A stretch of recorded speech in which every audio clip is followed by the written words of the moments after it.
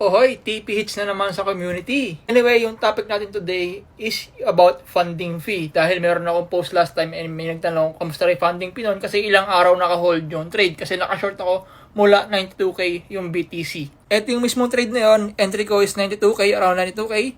Tapos naka-hold dyan ng ilang araw. So close na ito ngayon kaya di ko na mapapakita yung funding fee. Pero explain ko sa inyo how does it work. So yung funding fee mga boss is hindi naman yan automatic kapag matagal ka naka-hold is negative ka dyan. Minsan dyan is kapag matagal ka naka-hold is mas nagpa-profit ka pa. Bakit? Kasi yung funding fee nakadepende kung positive or negative itong funding fee na to. Kapag positive to, meaning yung mga long position holders magbabayad yan sa mga naka-short position holders. Kapag negative naman yan, yung mga naka-short magbabayad sa mga naka-long. Ganun siya nagwo-work. So, in my case, di ba, naka-short ako mula 92k. Ilang araw din yon. Tapos, positive yung funding fee. So, meaning, yung naka-hold ko na trade, kumikita pa ako ng funding fee bukod dun sa profit ko sa mismong trade. Okay? So, hindi ibig sabihin matagal ako naka-hold is malaki yung funding fee na binabayaran ko. Kung negative to, doon magbabayad ako ng funding fee. Pero hindi, positive kasi siya. Kaya kumikita yung mga short position holder sa mga long position holder. So, ganun nag-work itong funding fee. Ganun lang siya. Kapag positive, magbabayad yung mga naka-long sa mga naka-short. Kapag negative yan, magbabayad yung mga naka-short sa mga naka-long. Vice versa lang. Ganun. Gets ba? Ngayon, sinacharge yan, funding fee na yan, usually every 8 hours, 4 hours yung common. Pero depende rin yan sa mga pairs, iba-iba rin. Tapos, yung rate is, yung percentage na yan, nag-iiba-iba din yan, kaya tingnan mo yan.